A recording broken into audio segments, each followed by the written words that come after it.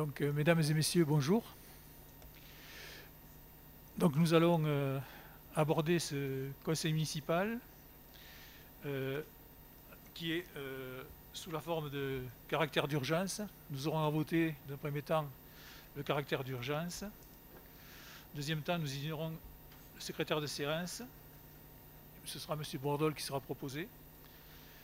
Ensuite, la proposition du compte rendu du 8 avril 2021. Puis, les affaires générales, maintien des adjoints dans leurs fonctions, vote à bulletin secret. Ensuite, la modification du nombre d'adjoints. Puis, les affaires financières, le vote du budget primitif 2021. Puis, le vote du budget primitif 2021 du PV solaire. Voici pour l'ordre du jour. Nous allons procéder à l'appel des présents. Monsieur Dupré va s'en charger. Donc Jean-Louis Bousquet, Présent. Talia Pasturel, Pierre Chontès, Michel Nieto, Jérôme Soulier, Audrey Martin, Philippe Miguelez. Saïda Fakir a donné procuration à Marc Mercier, Liliane Lafont, Christophe Tama, Nicole Romero, Christian Bourdol. Cécile Gallois a donné procuration à Catherine Couette. Marc Mercier, Pierre Robert, Océane Clou, Thomas Ménard-Malo, Laetitia Socpoli, Julien Huguenot, Solange Bavet a donné procuration à M. Liliane Lafont, Dominique Durand, Josiane Caire, Alain Espier, il arrive, Martine Courveille, Rachid Touzani, Josiane Catala, Simon Branly, Christian Legris.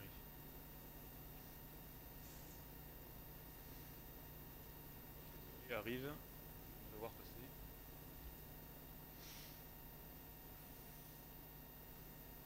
Ouais. Donc le quorum est atteint. Nous allons attendre quelques secondes que M. Espier s'installe pour le vote du caractère d'urgence de cette séance.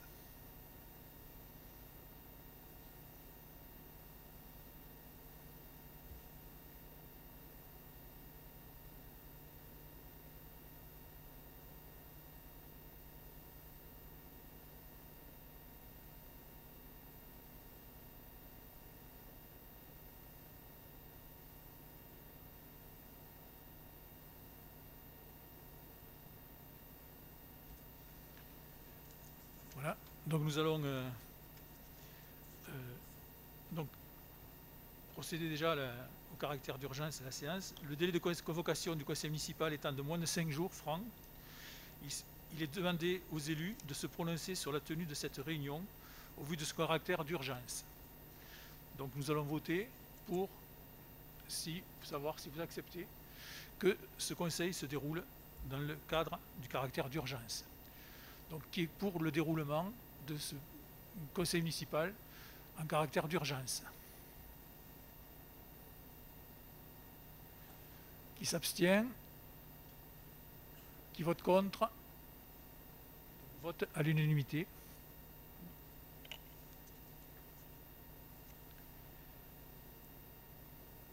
Monsieur Bordol, acceptez-vous d'être le secrétaire de séance de cette séance particulière? Voilà.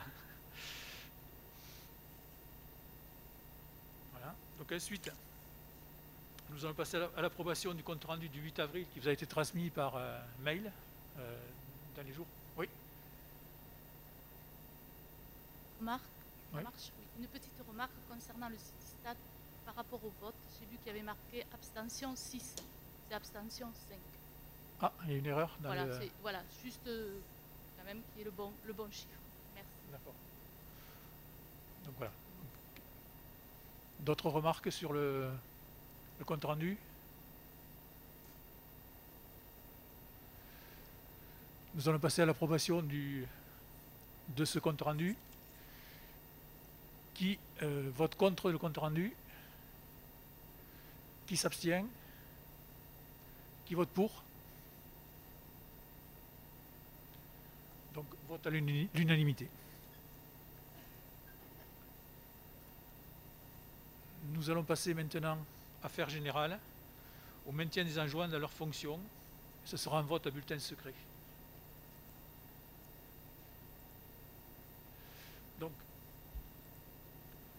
le conseil municipal doit obligatoirement se prononcer sur le maintien en fonction des adjoints sans délégation.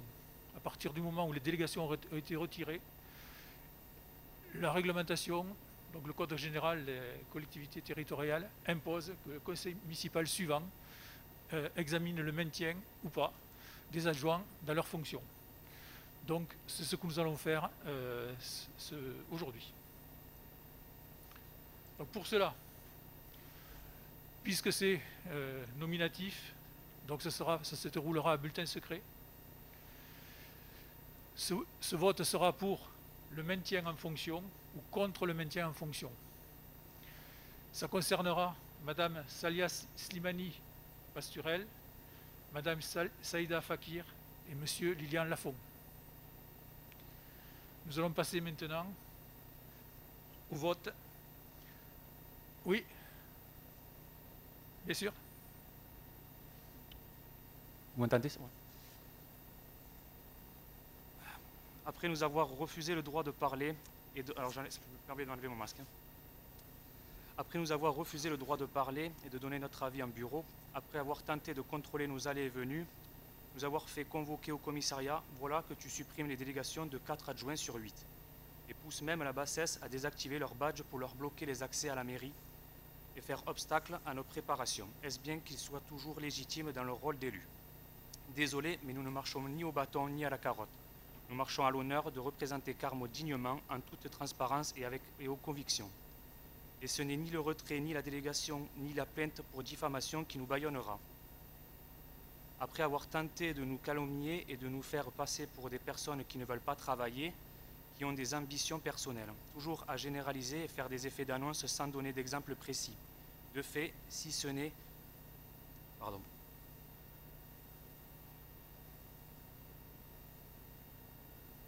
Si ce n'est qu'il nous est reproché de ne pas assister au bureau. Mais est-ce le rôle d'un élu de faire un bureau dont l'objet est de délibérer sur les prêts de bancs et de tables? Nous avons des prétentions de penser que le bureau doit se réunir et travailler sur des projets ambitieux pour la ville, donner des orientations et cela sans que des discussions raisonnables sur des sujets de fond ne virent au conflit de personnes, de l'objection qui dans ces circonstances normales de réflexion collective serait utile, devient à vos yeux la manifestation d'une sédition inspirée par une volonté d'opposition.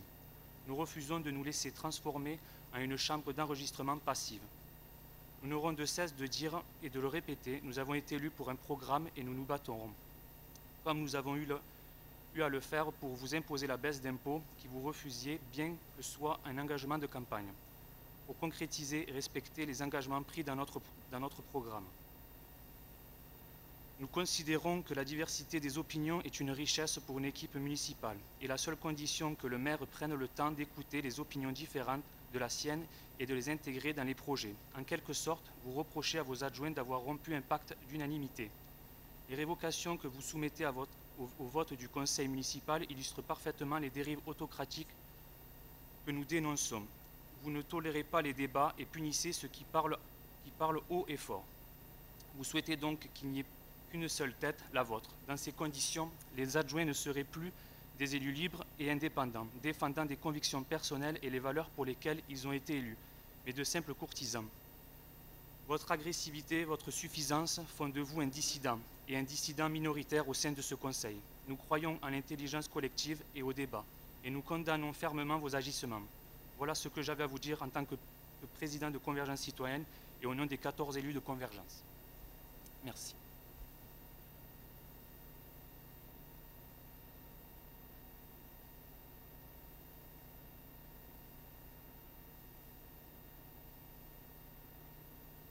C'est bon, non, c'est bon. Donc voilà.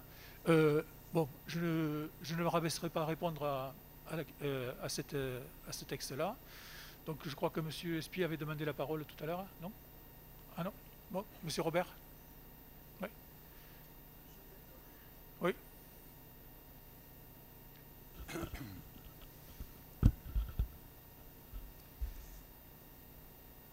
En ma qualité de doyen, j'ai eu le privilège de vous installer comme maire de Carmont. La suite prouve que la promesse des fruits n'a pas tenu celle des fleurs. Vos colistiers vous ont à l'unanimité placé sur le siège de premier magistrat.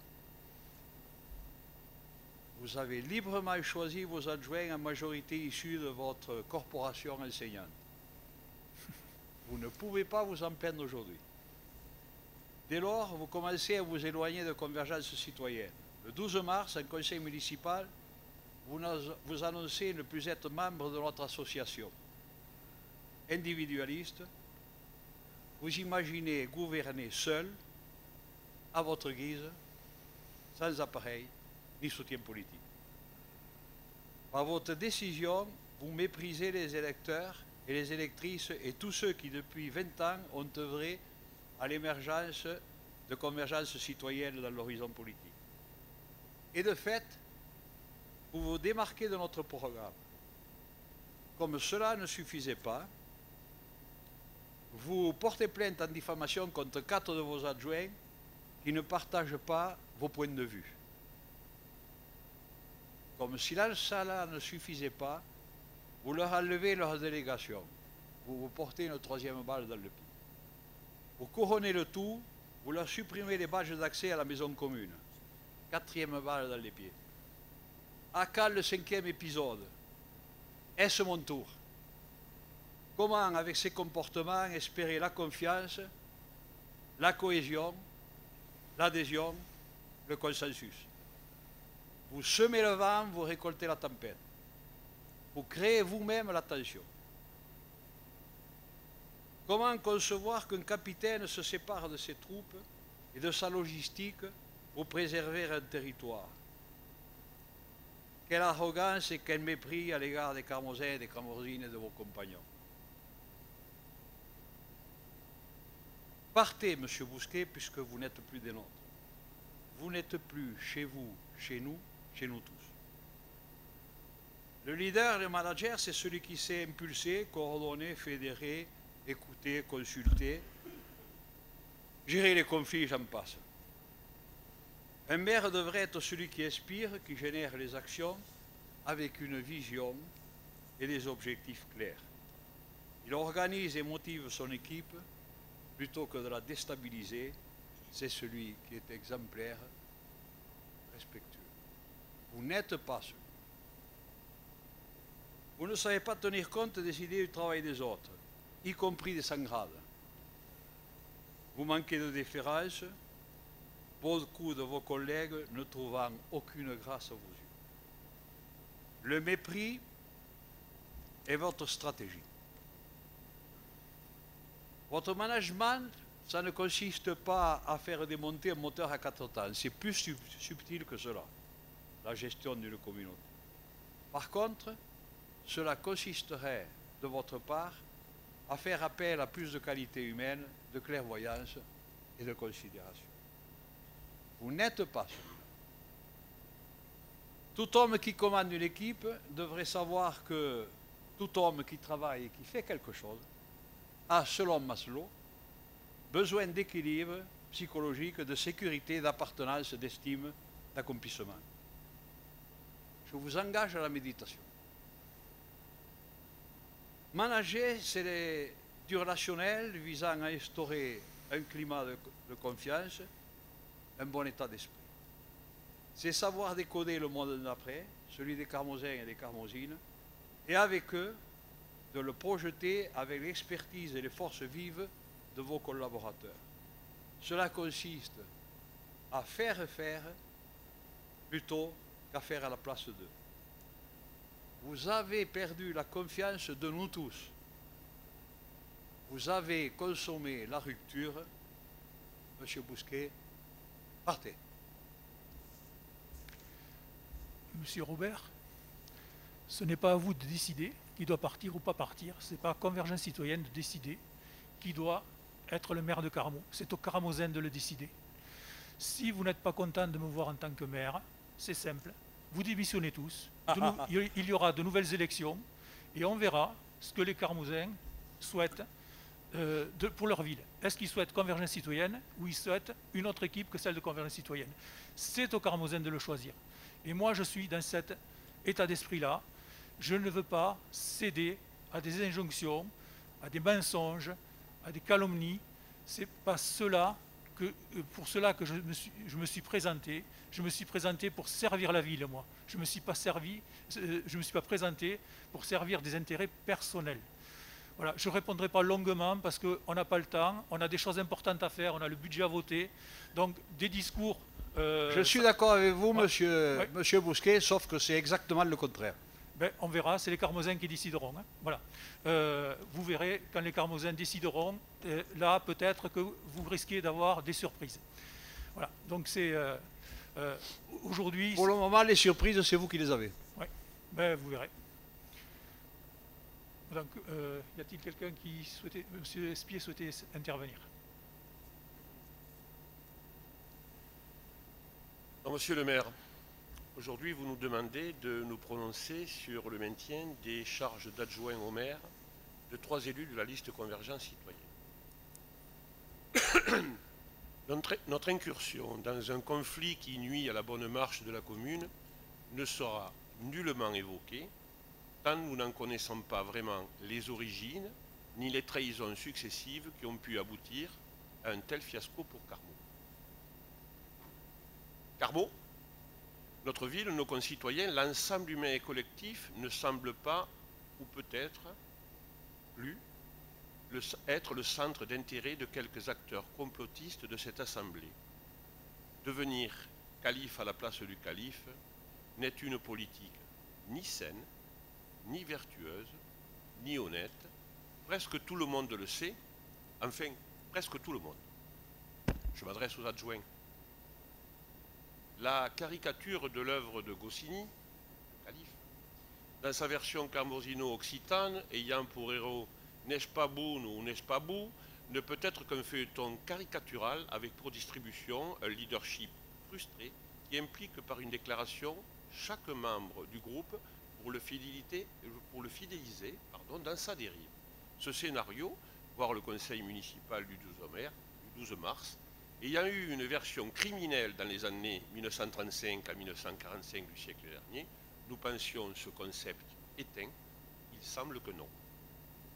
Prendre le pouvoir n'est pas, comme vous semblez le penser, de mettre tout le monde à sa botte, sinon c'est autre chose bien moins avouable. Le respect des institutions et des agents de la collectivité est essentiel à la charge d'adjoint qui vous a été dévolue. Le respect des institutions et des agents de la collectivité est essentiel. Ne pas détourner des photos volées et ne pas tenir des propos homophobes aurait dû figurer en bonne place de votre charte.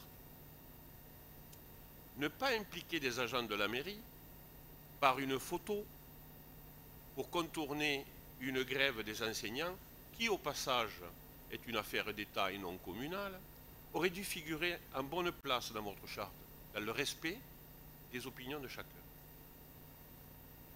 Une participation aux réunions sur la gestion de la crise Covid aurait dû primer sur toute autre activité. Vous ne l'avez pas fait. Les résidents non vaccinés et les familles de l'EHPAD du Bosc sont vos premières victimes. Ils ont été les grands oubliés de votre charte.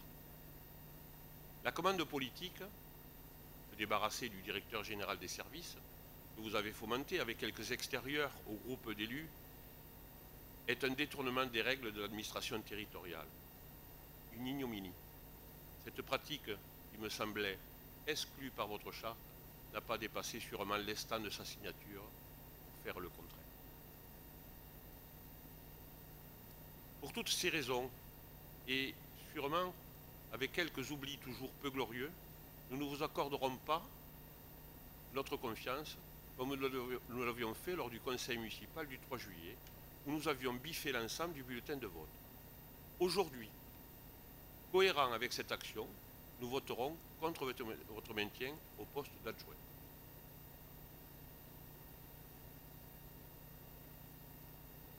C'est une intervention, bien sûr, au nom du groupe socialiste. Je n'engage personne d'autre.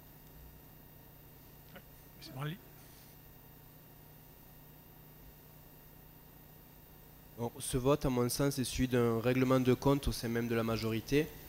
Et en tant qu'élu d'opposition, je ne souhaite pas prendre part à ce conflit et c'est la raison pour laquelle je m'abstiendrai sur cette question.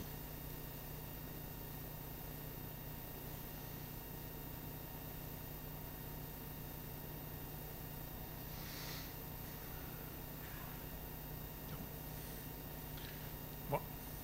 Nous allons passer donc au vote. Donc c'est un vote à bulletin secret. Donc, je vous demanderai de vous lever les uns après les autres, de passer derrière le panneau, choisir donc le bulletin correspondant, soit pour le maintien, soit contre le maintien.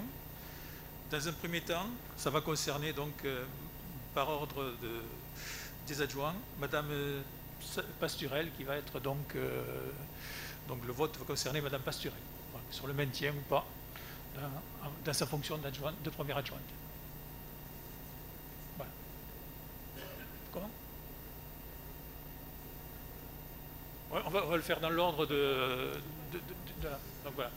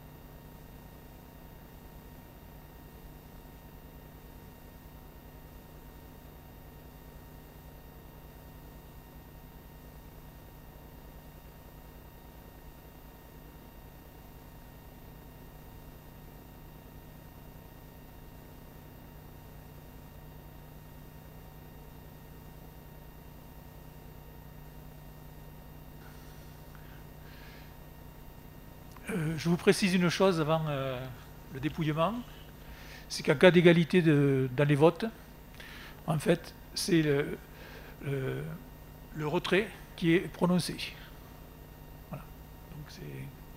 Voilà. Donc c'est à égalité, c'est le retrait.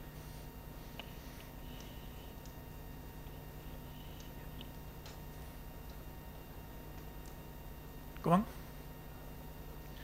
Alors, publié au journal officiel du Sénat le 9/11/2006, page 2822, il est écrit « En cas d'égalité des voix, la prépondérance de la voix du maire ne pouvant être prise en considération, la proposition de maintien de l'intéressé dans ses fonctions n'est pas adoptée. »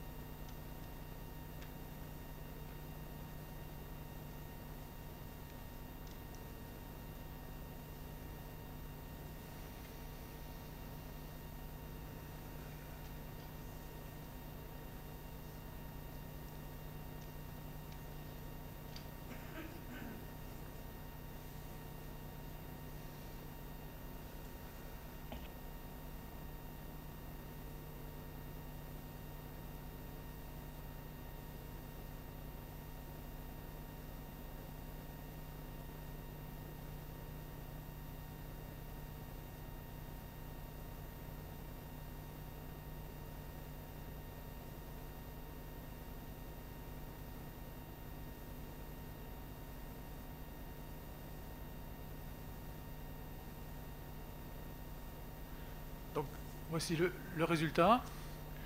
Donc, pour le maintien, 14. Contre le maintien, 12. Abstention, 3.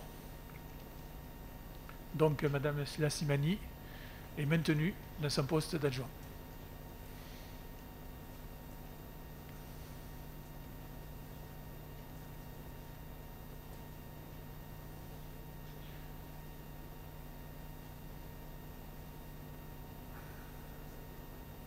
Donc maintenant, nous allons passer au vote pour Madame Saïda Fakir.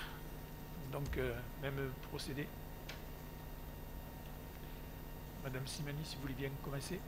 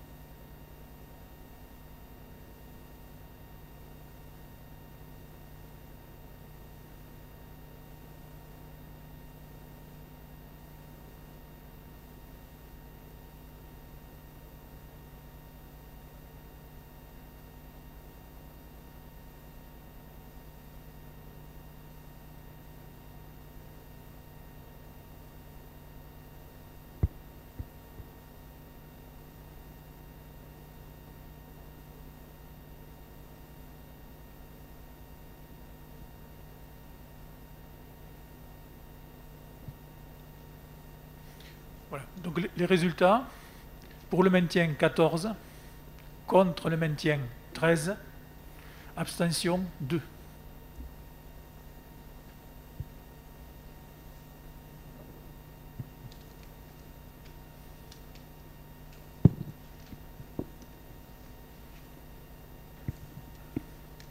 Donc, j'ai oublié de préciser, pardon, c'est naturel. Madame Saïda Fakir est maintenue dans ses fonctions.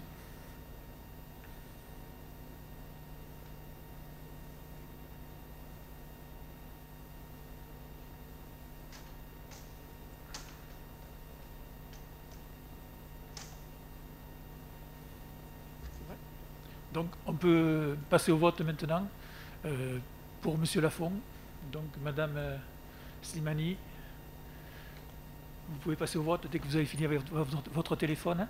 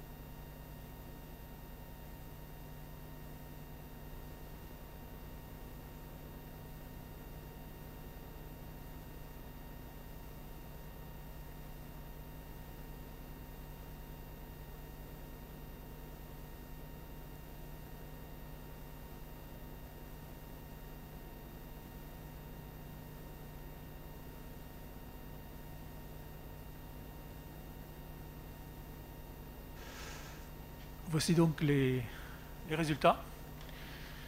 Donc, pour le maintien de M. Lafont, 14. Contre le maintien de M. Lafont, 14. Un blanc en complément. Donc, ce qui fait que M. Lafont n'est pas maintenu dans ses fonctions d'adjoint.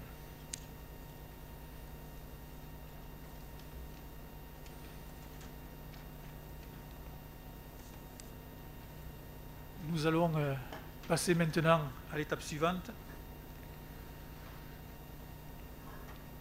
Alors, en ce qui concerne M. Tamar, donc il n'est pas nécessaire de passer au vote puisqu'il n'est pas adjoint, hein, il est juste conseiller délégué, donc il perd tout simplement sa délégation.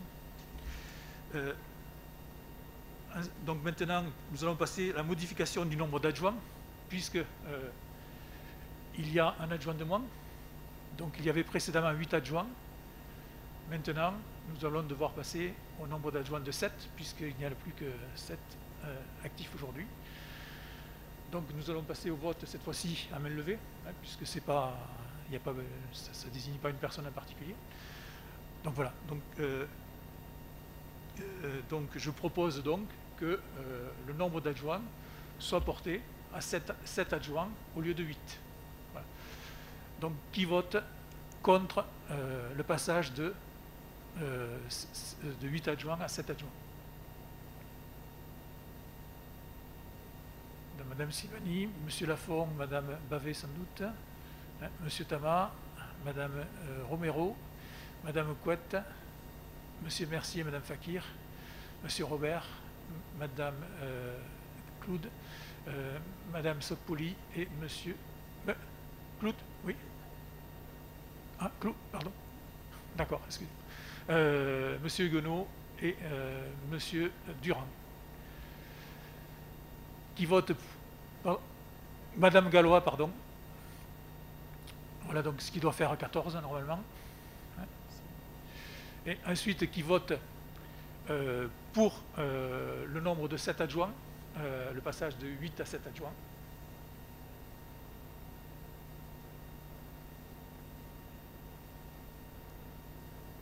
Voilà. Donc je vais prendre les M. Schultes, M. Soulier, Madame Martin, donc il y avait M. Ménard, M. Ardol, j'ai oublié, pardon, Madame Caire, M.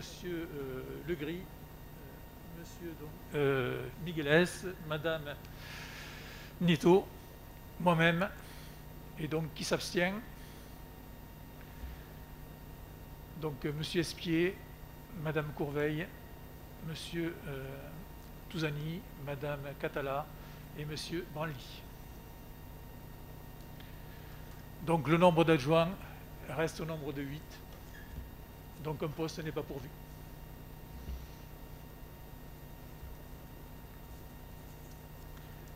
Nous allons passer maintenant aux affaires financières, au budget.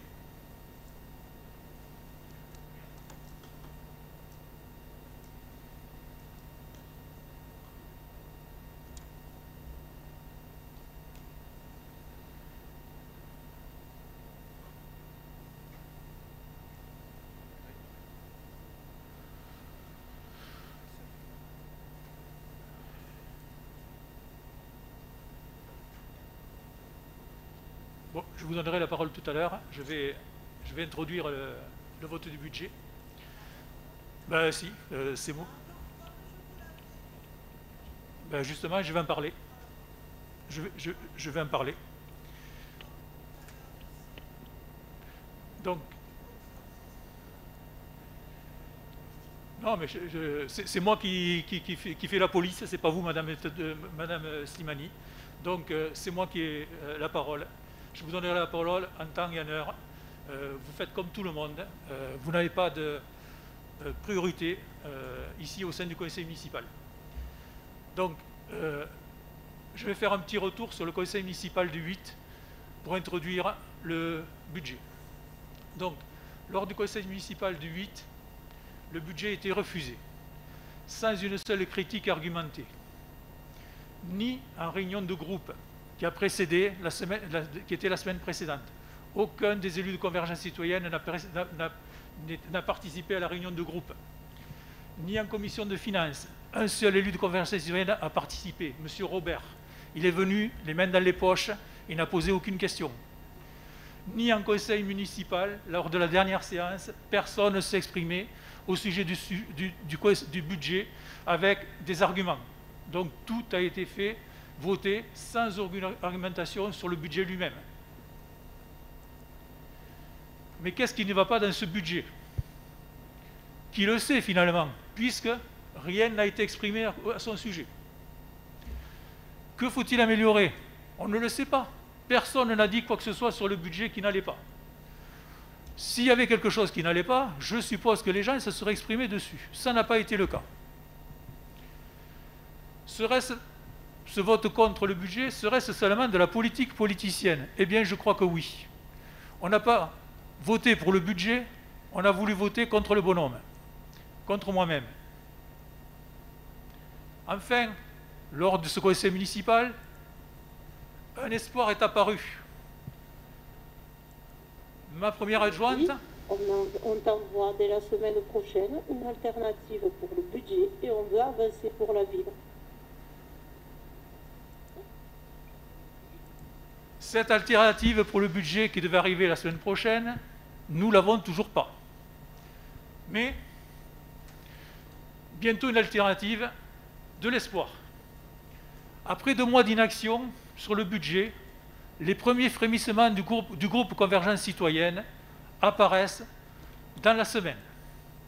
Lundi 12 avril, Madame Slimani demande par écrit, l'après-midi, qu'il lui soit transmis les documents concernant le budget. Elle ne l'avait pas fait avant. Mardi 13 avril, à 9 h, nous lui transmettons les fichiers informatiques qu'elle avait demandés. Mardi 13 avril, à 10 h, le groupe Convergence citoyenne avait organisé une formation sur le budget. Une personne de l'AMF s'est déplacée à Carmaux pour les former sur le budget. Cette personne, à 10h35, a téléphoné au secrétariat général pour s'inquiéter de ne voir personne pour la recevoir. Je suis descendu et cette personne m'a expliqué qu'elle avait été contactée par Mme Slimani pour une formation sur le budget. Elle a attendu pendant une demi-heure dans l'hall d'attente de la mairie. Personne n'est venu à sa rencontre. Cette personne a essayé de se contacter Mme Slimani par téléphone. Elle n'a eu aucune réponse. Le groupe Convergence citoyenne n'a donc pas participé à la formation qu'elle avait demandée elle-même sur le budget. Mercredi 15 avril, enfin du sérieux. Le journal officiel de Convergence citoyenne paraît. Il y a des choses importantes dans ce journal, tout le monde le sait. Voici quelques éléments et les seuls éléments qu'il y a concernant le budget.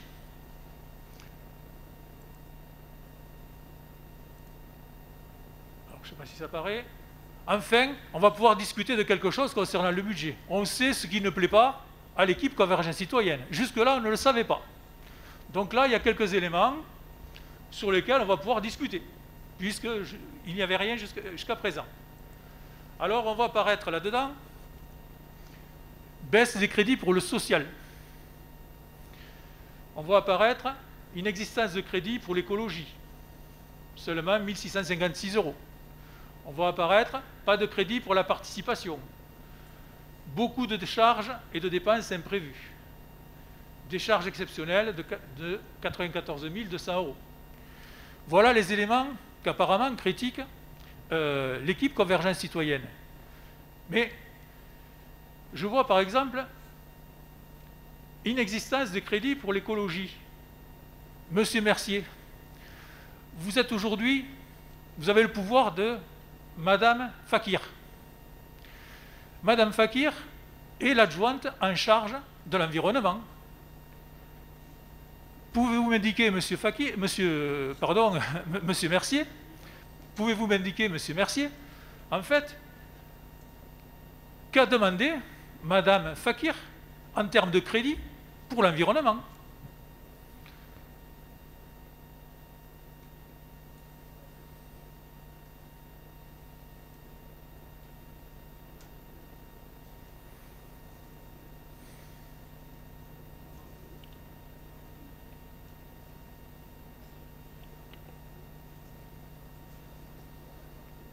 Ça marche pas? Non, je dis ça marche pas, j'ai dit je parle pas.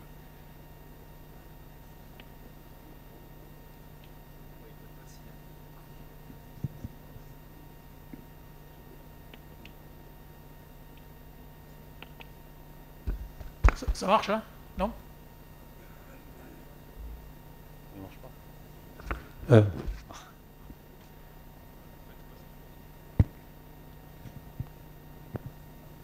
J'ai pas l'occasion de voir Madame Fakir. J'ai pas l'occasion de voir Madame Fakir. On s'est au téléphone parce que Madame Fakir vient d'accoucher. Elle est en plein dans son truc. Moi, j'ai une vie professionnelle. Elle m'a donné pouvoir de voter pour elle.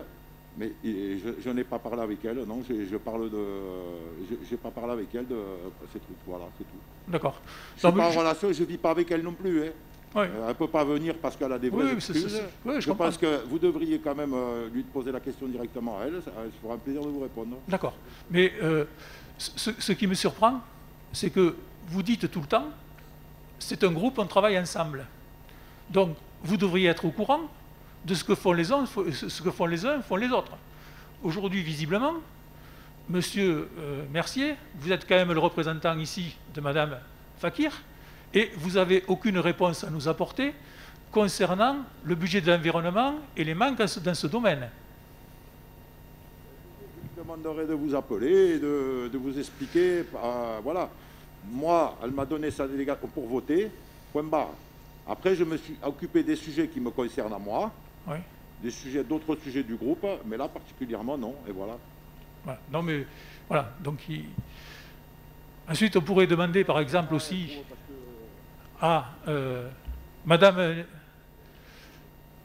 Romero par exemple, vous êtes en charge en partie de la partie quartier prioritaire de la ville, donc ce qui concerne tout ce qui est social finalement.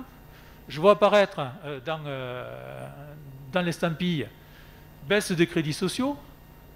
En quoi ces baisses de crédits sociaux et où sont-ils? Et qu'est-ce qu'il faudrait changer finalement dans le budget? Où est-ce qu'il faut changer le budget? Ou est-ce que le budget est insuffisant? Pouvez-vous m'indiquer cela?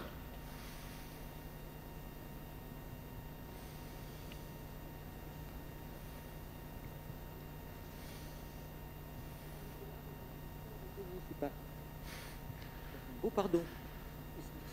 Oui. Les discussions, c'est pas maintenant qu'elles se font, c'était avant. Donc vous n'avez pas de réponse à apporter? Oh, si, j'en ai des réponses. Voilà. On va vous les donner d'ailleurs.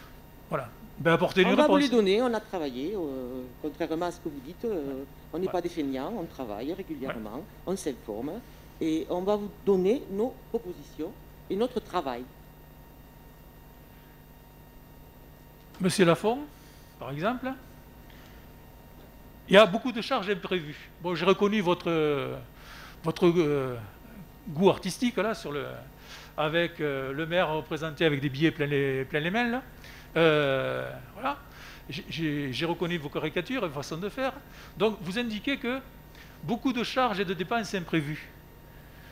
Vous indiquez à la suite de ça à l'utilisation et la discrétion du maire. Pouvez-vous m'expliquer comment c'est à la discrétion du maire? Non, je n'ai pas de réponse à donner. On va vous donner des réponses qui vont venir. Une fois de plus, pas de réponse. On propose des choses sans solution, sans réponse. Écoutez la phrase en entier, on va vous les donner. Voilà. Qu'est-ce que vous voulez? Non. Oui, alors je continue. Donc on va passer à la suite, puisqu'on ne peut pas avoir de réponse sur les éléments de l'estampille.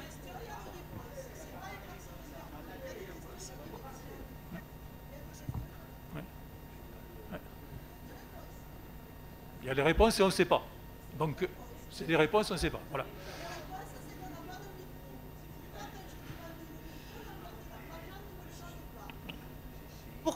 pas répondre. Merci. Merci. Voilà. Mais la question Donc ne vous est voilà, pas... monsieur, la question monsieur ne vous est le pas posée à maire, vous. vous posez des questions, vous demandez des propositions. Donc, comme je vous l'avais annoncé lors du conseil municipal, vous l'avez montré à nouveau, nous avons des propositions. Ces propositions, nous vous les présentons sous forme d'amendements. Ces amendements, je dois vous les donner par écrit. Je vous les donne par écrit.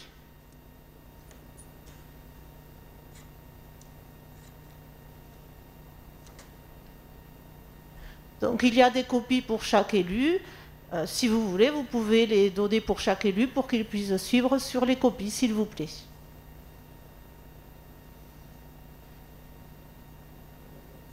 Voilà, on va faire suivre. Merci. Ouais, je finis mon... puis je continue. Donc voilà. Donc, aujourd'hui...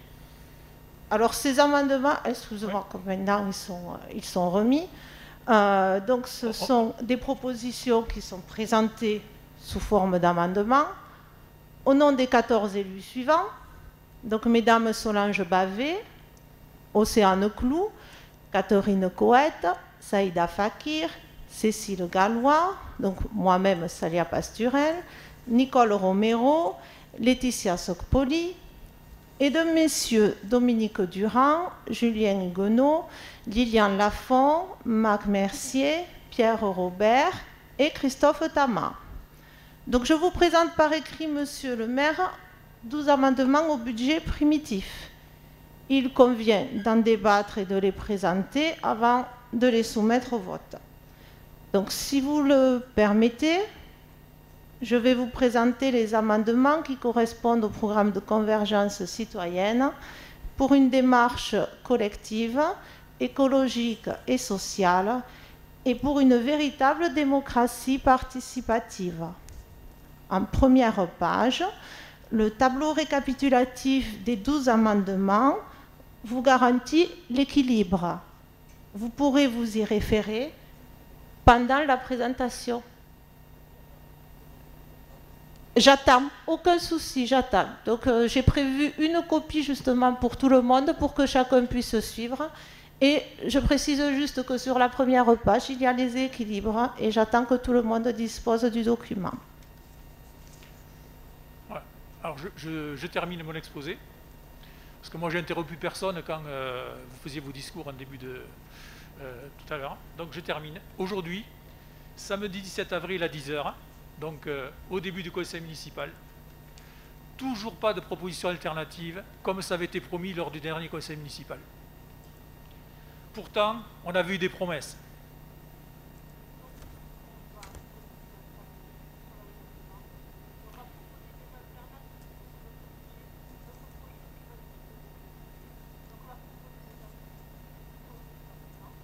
Et qu'on te demandera d'intégrer pour le budget qui devra être revoté, s'il te plaît. Voilà. Donc, ces alternatives qui sont présentées sous forme d'amendement aujourd'hui, il avait été promis lors du dernier conseil municipal qu'elles seraient transmises avant le conseil municipal pour pouvoir les intégrer. Non, il a été promis qu'elles seront envoyées la semaine prochaine. Le conseil était prévu pour jeudi, il a été reculé à samedi. Monsieur le maire, vous nous l'aviez annoncé à jeudi, donc j'ai dit pour la semaine prochaine. Ça a été reculé à samedi. Ensuite, le droit d'amendement des élus, c'est de présenter en séance les amendements que l'on propose afin d'en débattre. Vous avez un document écrit et en plus, en bonus, tous les élus disposent de ces amendements par écrit pour pouvoir s'y référer. Voilà. Donc, la forme est respectée. Voilà.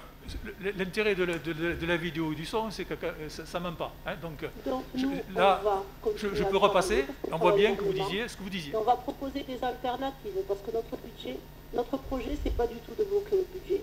Donc on va proposer des alternatives qu'on t'enverra et qu'on te demandera d'intégrer pour le budget qui devra être revoté, s'il te plaît.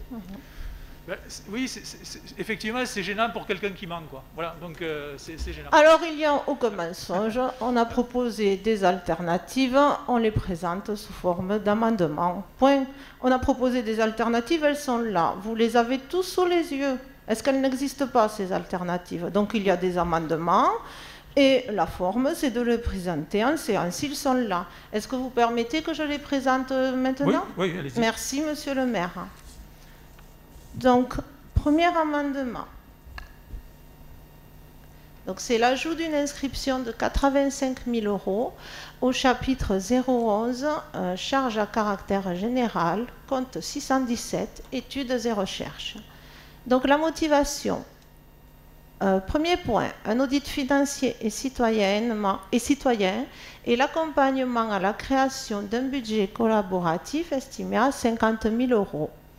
La réalisation d'un audit financier est, après une étude de la situation financière de la commune, un outil de planification stratégique du programme électoral sur le mandat.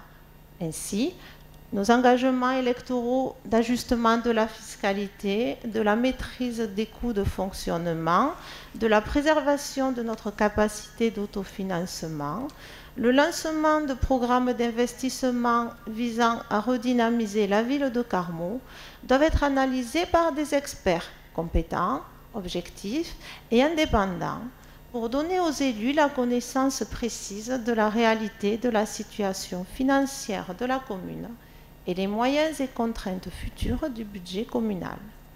Instrument prospectif, il est nécessaire pour se projeter vers l'avenir en toute transparence envers les agents et la population. Comme l'a fait l'avis de Millau, l'innovation, c'est que nous associerons à travers des réunions de travail et des ateliers des citoyens volontaires tirés au sort ainsi que bien sûr les élus de l'opposition, afin d'établir une confiance durable entre les élus et les habitants au service d'un projet ambitieux de transformation démocratique. Deuxième point, une étude pour l'engagement de la ville de Carmaux dans la mise en place de budgets participatifs pour 10 000 €. Donc nous nous permettrons de citer l'expérience de la ville de Dijon, où monsieur le maire, monsieur Rebsamen, a mis en place des budgets participatifs qui permettent de renouer le dialogue avec les habitants. Les budgets participatifs ont été créés pour développer la participation des citoyens, recréer du lien social et retisser un lien de confiance avec le politique. Ils répondent plus généralement à l'aspiration d'une démocratie plus participative, plus directe et plus concrète. Les habitants ont, avec cet outil, un vrai pouvoir d'agir autrement. Le processus des budgets participatifs a aussi des vertus pédagogiques qui permettent aux habitants de comprendre pourquoi le temps des projets n'est pas toujours le temps des habitants. Il faut noter toutefois que c'est le conseil municipal, in fine, qui valide les projets proposés. Les membres des commissions de quartier sont au cœur du dispositif. Ils peuvent organiser en amont des réunions de travail pour construire les projets avec les habitants. Certaines commissions organisent même des balades urbaines pour réaliser une expertise, un diagnostic en marchant dans le but de proposer des aménagements qui collent véritablement avec la réalité du terrain. En effet, les habitants restent des experts du quotidien. L'objectif est de doter les quartiers de montants qui financent les aménagements qui ont lieu dans l'espace public, mobilier, espace vert, espace de propreté, accessibilité.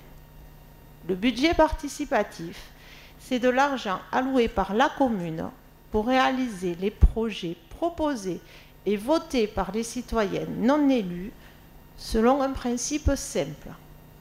Vous décidez et nous, la collectivité, nous réalisons.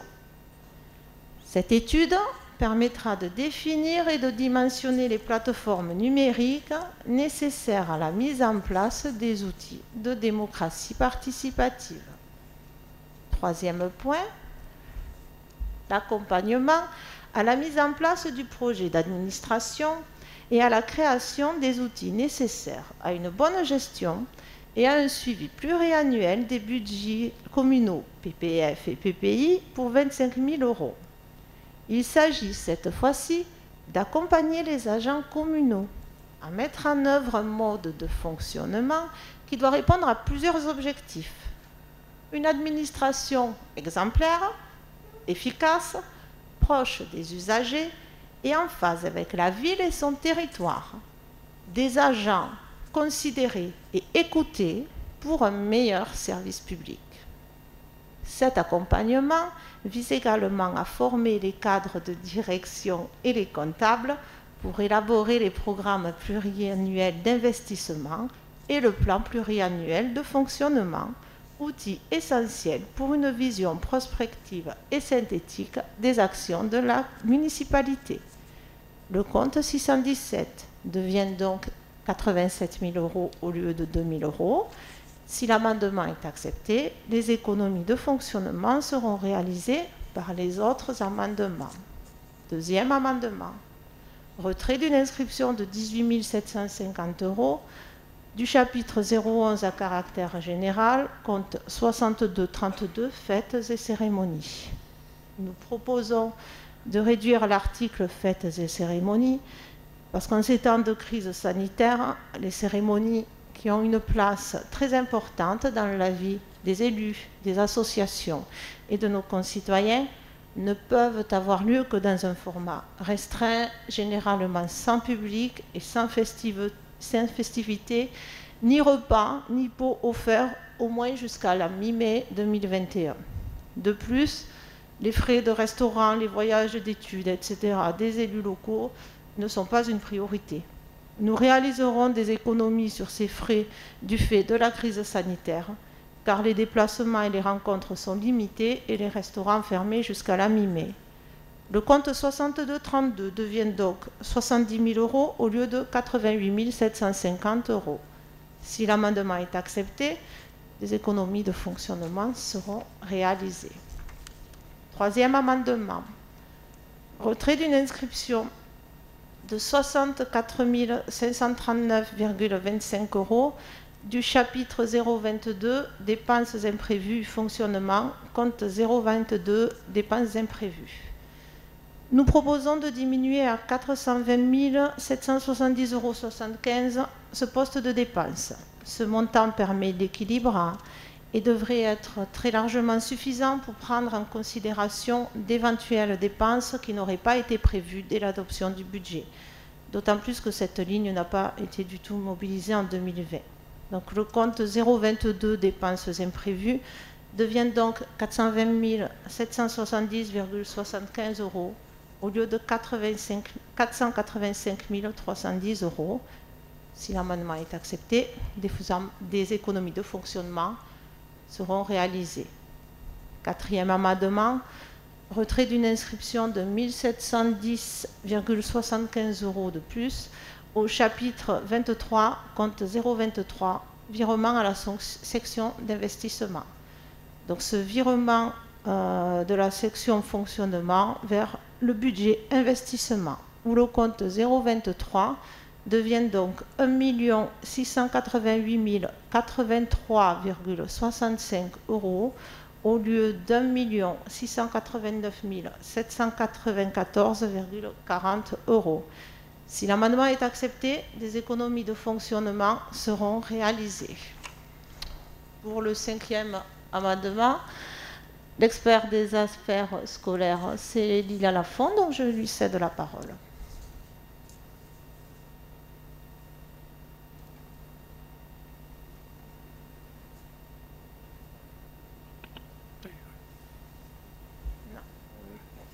Vous m'entendez? Oui. Merci Christophe.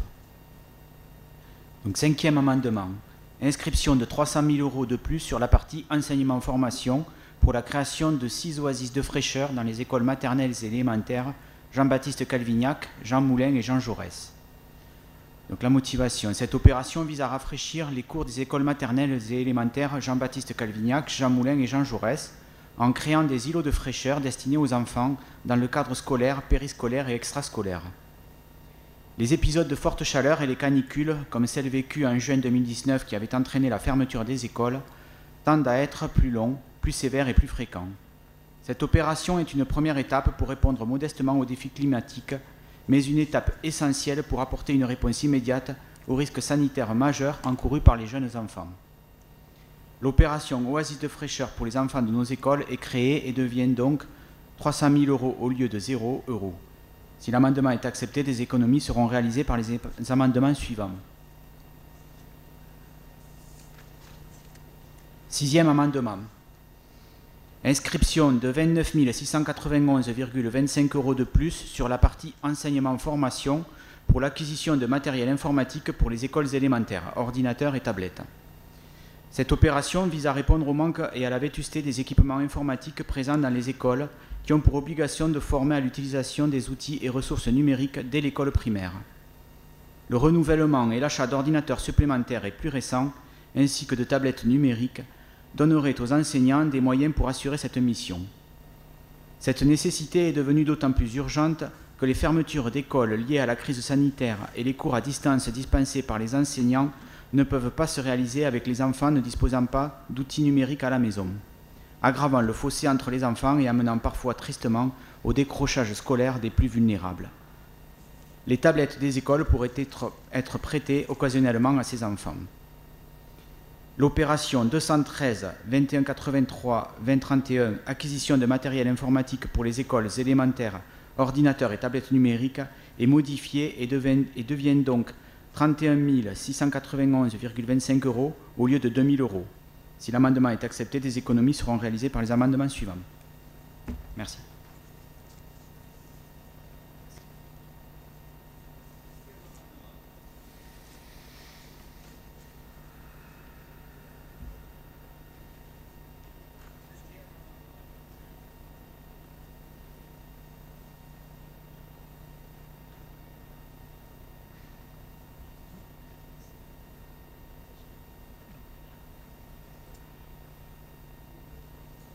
Il faut que j'appuie sur Yes, moi, voilà, c'est bon. C'est bon? J'ai trouvé Ah, maintenant. il faut que ça devienne rouge. Il faut que je valide à chaque fois. Ah, voilà. Alors, retrait de l'inscription de 400 000 € pour des travaux divers, salle François Mitterrand, sur la partie culture.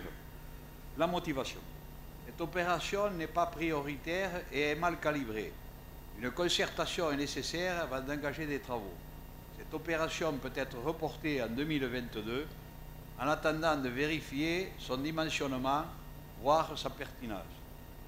L'opération 30 2313 1502, travaux divers salle François Mitterrand, devient donc 5 721 € au lieu de 405 721 €. Si l'amendement est accepté, les économies seront réalisées.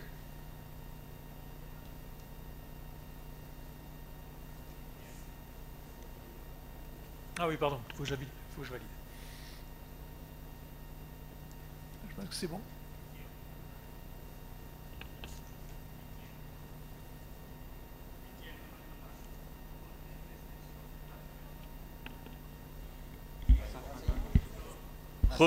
Retrait de l'inscription de 82 800 € pour la création d'un city-stade dans la partie sport et jeunesse.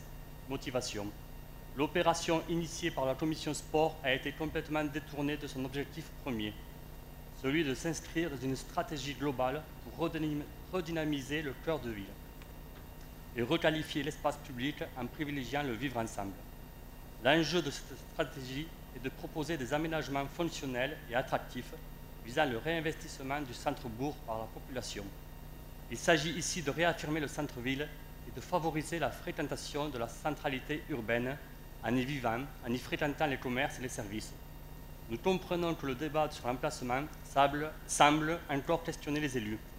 C'est pourquoi nous proposons de reporter cette opération en 2022 et d'amorcer avec les jeunes, les associations d'enfance et jeunesse, les habitants et les élus une concertation pour le dimensionnement et le positionnement du city-stade. L'opération 412 23 13 21 02, création d'un city-stade, devient donc 0 € au lieu de 82 800 €.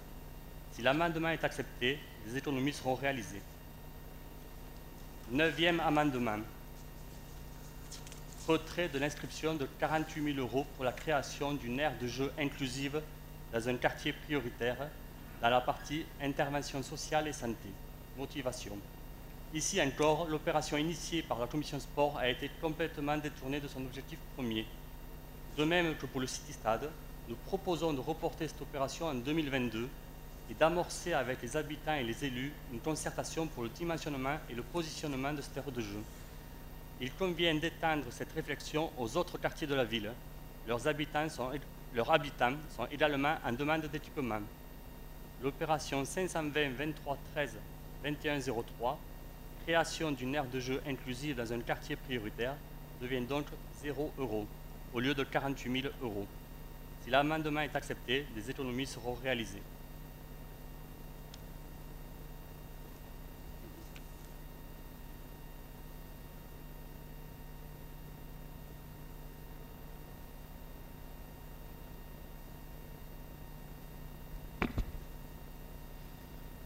Dixième amendement, inscription de 100 000 € de plus pour la réalisation préalable d'une étude de programmation et de planification urbaine, paysagère et architecturale sur la partie aménagement et services urbains, environnement. Il s'agit ici de réfléchir à la mise en œuvre de la stratégie urbaine pour redynamiser la ville en requalifiant l'espace public et en la privilégiant, le vivre ensemble et la consommation locale. Il est temps pour nous d'imaginer notre ville de demain et donc de nous entourer d'experts, d'urbanistes, d'architectes, de paysagistes et d'ingénieurs, d'écouter les habitants et les acteurs économiques, de répondre aux défis de changement climatique et de vieillissement de la population, de lutter contre la désertification commerciale et l'abandon du centre-ville par les habitants. Les objectifs sont entre autres d'améliorer le cadre de vie en privilégiant les îlots de fraîcheur, les aménagements urbains, les espaces de propreté intégrés, les déplacements doux et la protection contre la pollution. De soutenir et de développer l'offre commerciale, terrasses pour les restaurants et cafés, boutiques éphémères, modernisation du marché, espaces d'animation commerciale et d'animation culturelle et patrimoniale. De réhabiliter le patrimoine et de lutter contre le logement vacant. Préalable aux investissements, cette étude programmative est la garantie d'un projet cohérent et d'une vision partagée par tous, du développement de notre ville et de son attractivité. Le réinvestissement de la ville par la population favorisera la fréquentation de nos commerces et de nos services et favorisera l'envie d'habiter à Carmaux. Ces études sont financées par l'État via le dispositif Petite Ville de demain, la région Occitanie et le département du Tarn. L'opération études de programmation et de planification urbaine, paysagère et architecturale est créée et devient donc 100 000 € au lieu de 0. Si l'amendement est accepté, les économies seront réalisées par les amendements ci-dessus.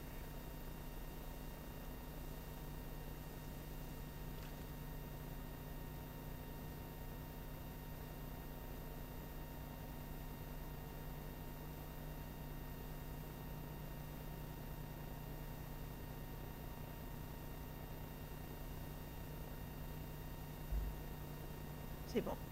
11e amendement, retrait de l'inscription de 99 398 € pour subvention DETR, aménagement salle François Mitterrand dans la partie culture.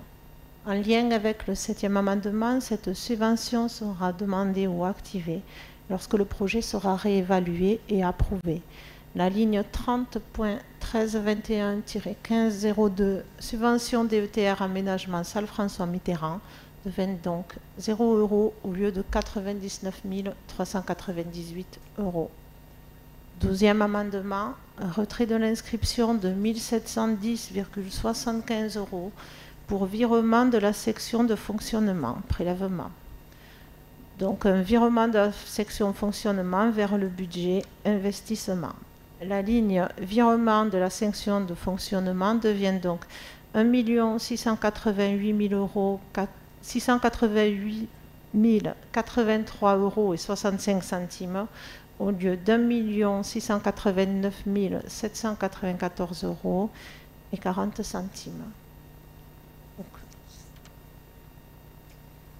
Monsieur le maire, je vous prie de bien vouloir soumettre au vote les 12 amendements.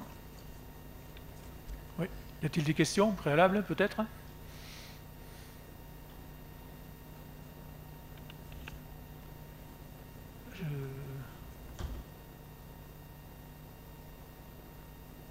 Oui. Attendez, j'essaie de vous... Voilà, essayez-les maintenant.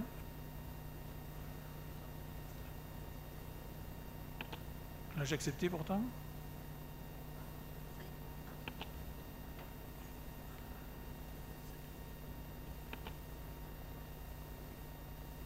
Une fois. Voilà. Ah zut.